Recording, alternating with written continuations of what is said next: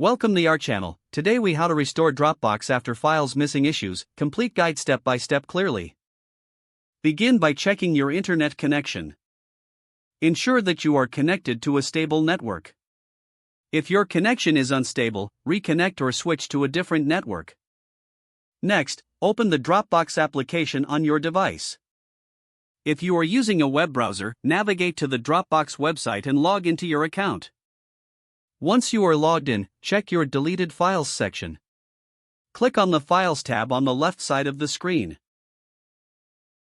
Locate the Deleted Files option at the bottom of the sidebar. Review the list of files that have been recently deleted. If you see the missing files here, select them for restoration. Click the Restore button to recover your chosen files. After restoring, check your main file directory to confirm the files are back in place. If you cannot find your files there, proceed to the next step. Check your File Requests section to see if the files might have been moved there. Return to the Files tab and navigate to File Requests. Review any requests you may have received recently. If the files are still missing, consider using the Dropbox File Recovery feature.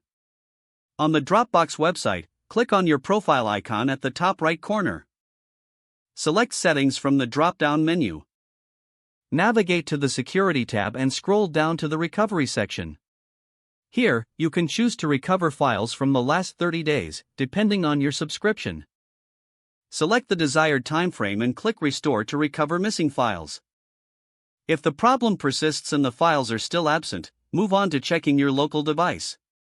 Open File Explorer or Finder on your computer and search for the missing files.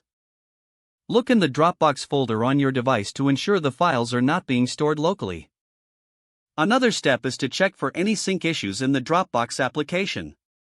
Right-click the Dropbox icon in your system tray or menu bar. Click on Preferences and then navigate to the Sync tab. Ensure that the syncing settings are properly configured. Don't forget to like this video and subscribe to our channel for more step-by-step tech guides.